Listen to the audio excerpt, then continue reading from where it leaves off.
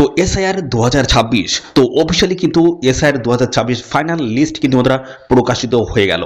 ঠিক আছে, তো তোমরা সেই লিস্টে কিভাবে চেক করতে পারবে সমস্তটাই দেখাবো।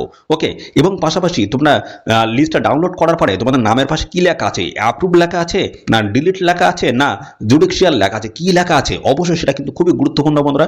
কমেন্টে এক্ষুনি কিন্তু জানাবে তোমাদের নামের পাশে কি লেখা রয়েছে। ওকে, তো বন্ধুরা তোমরা কিভাবে চেক করবে দেখে নাও। তো এখানে চেক করার জন্য তোমাদের কিন্তু এদের অফিসিয়াল সাইট কিন্তু ভিজিট করতে হবে। ইসিআই বলে লিখবে, এদের অফিসিয়াল সাইট ভিজিট করে যাবে। তারপরে দেখো এই সাইডে আসবে, এখানে আসার পরে এখানে রয়েছে search your name in voter list, এর উপর তোমাদের কিন্তু ক্লিক করতে হবে। ক্লিক করলে নতুন একটি পেজ কিন্তু ওপেন হয়ে যাবে।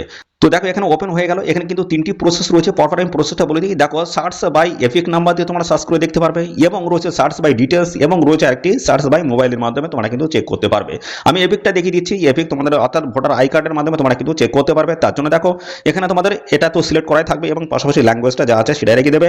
এবং এখানে দেখো এপিক নাম্বার, তোমাদের যে ভোটার কার্ড রয়েছে তার নাম্বারটা এই ঘরটা দিয়ে দেবে। এখানে স্টেটটা সিলেক্ট করে দেবে, অর্থাৎ তোমাদের রাজ্যের নাম এখান থেকে একদম নিচের দিকে চলে আসবে, এখানে ওয়েস্ট বেঙ্গল এখানে সিলেক্ট করে নেবে। তো তারপরে দেখো এখানে একটি ক্যাপচা রয়েছে, এই ক্যাপচাটা এই পাশের এই ঘরটায় রিটাইপ করে বসিয়ে দেবে। তারপর সার্চ অপশনে ক্লিক করবে। ঠিক আছে, সার্চ অপশনে ক্লিক করার পরে অটোমেটিক কিন্তু তোমাদের নামটা কিন্তু শো করবে, এবং নামের পাশে অবশ্যই তোমরা দেখে নেবে অ্যাপ্রুভ থাকলে কোনো রকমের কিন্তু টেনশন নেই। ডিলেট হলে কিন্তু তোমাদের নামটা বাতিল হয়েছে এরকম বোঝা যাবে, এবং জুডিশনাল হলে অর্থাৎ তোমাদের কি এখনো বিচারাধীন রয়েছে সেটা কিন্তু বোঝা যাবে। ওকে, তো এক্ষুনি তোমরা এভাবে চেক করে নাও।